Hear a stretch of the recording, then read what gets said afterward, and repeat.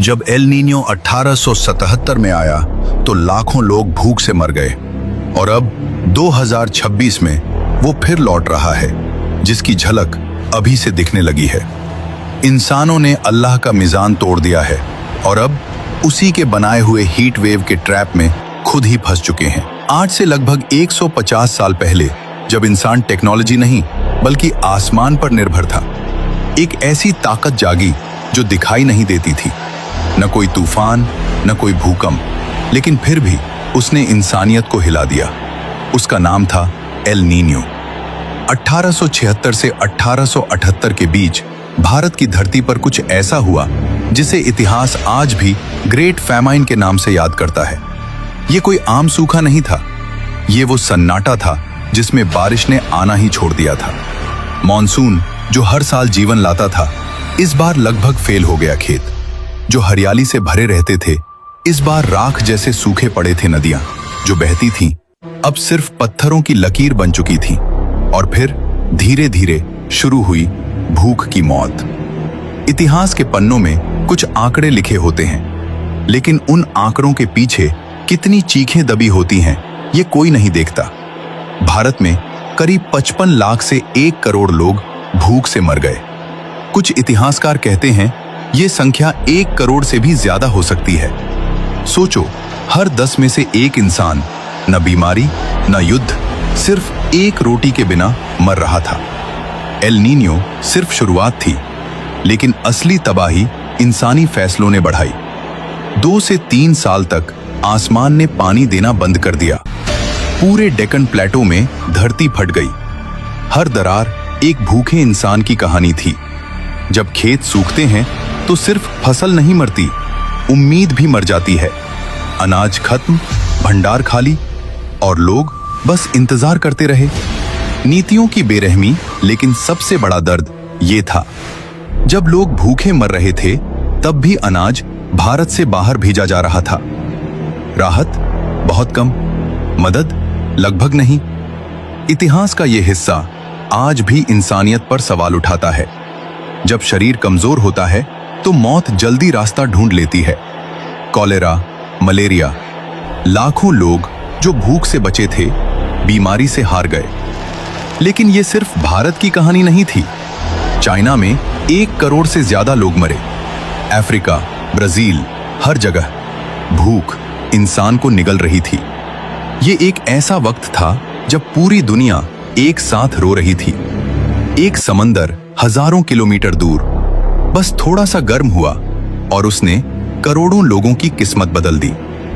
आज हम उसी दुनिया में जी रहे हैं, लेकिन फर्क ये है, 1877 में हम बेबस थे और आज हम जिम्मेदार हैं। अगर हमने प्रकृति को नहीं समझा तो इतिहास फिर से लिखा जाएगा और इस बार गलती हमारी होगी। और अब वही एल नीनियो फिर से जाग रहा है। एल नीनियो क्या है? एल नीनियो सदर्न ऑसिलेशन का एक फेज है जो पैसिफिक ओशन में जन्म लेता है। सामान्य में हवाएं गर्म पानी को एशिया की तरफ धकेलती हैं और ठंडा पानी ऊपर आता है, सब बैलेंस में।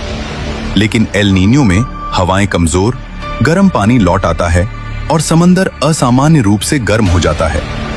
यहीं से मौसम बिगड़ता है, क्योंकि समंदर पानी नहीं, पूरी अर्थ का इंजन है। कहीं बाढ़, कहीं सूखा, पूरी दुनिया हिल जाती है।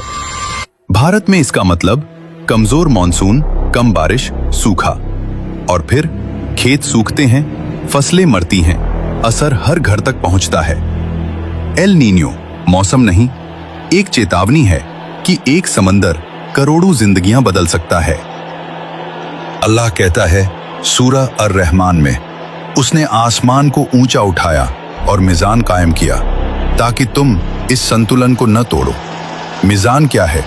मिजान सिर्फ एक तराजू नहीं है, ये पूरी कायनात का बैलेंस है, जहां हर चीज एक हद में है।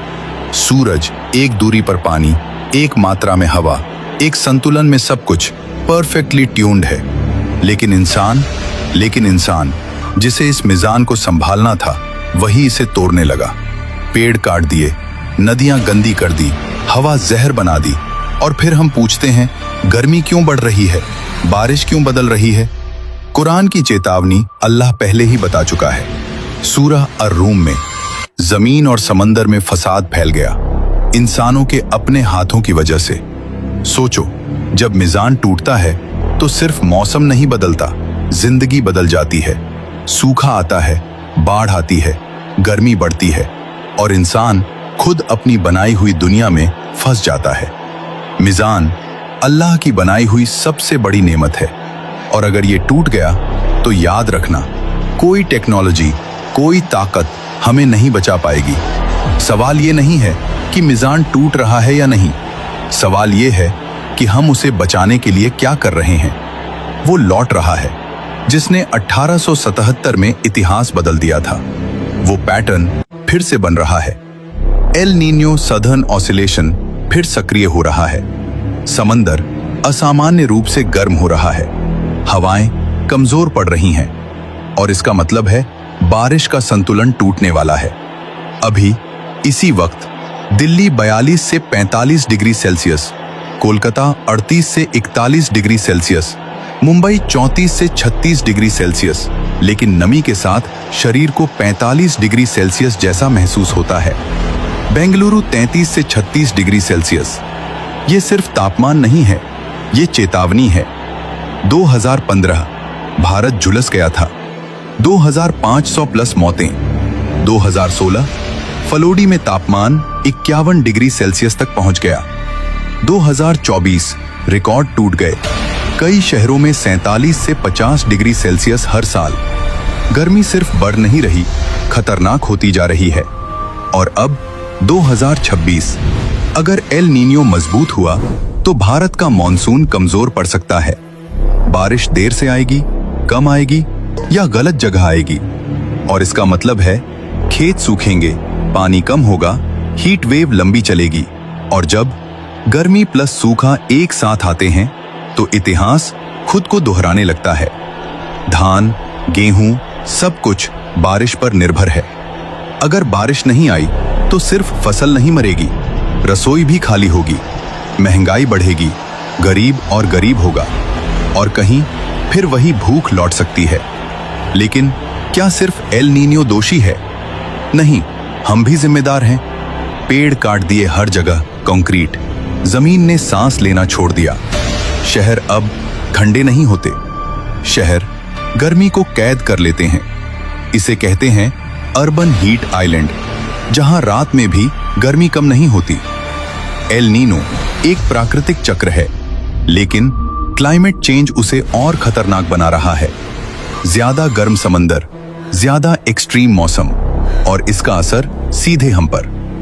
1877 में हमारे पास कोई कंट्रोल नहीं था, लेकिन 2026 में हमारे पास चॉइस है। हम पेड़ बचा सकते हैं, पानी बचा सकते हैं, शहरों को बदल सकते हैं या फिर इतिहास को फिर से दोहरा सकते हैं। एल नीनियो सिर्फ एक मौसम नहीं है, ये एक सवाल है, क्या हम इस बार तैयार हैं? 1877 में बारिश ने धोखा दिया था। 2026 में क्या हम खुद को धोखा दे रहे हैं?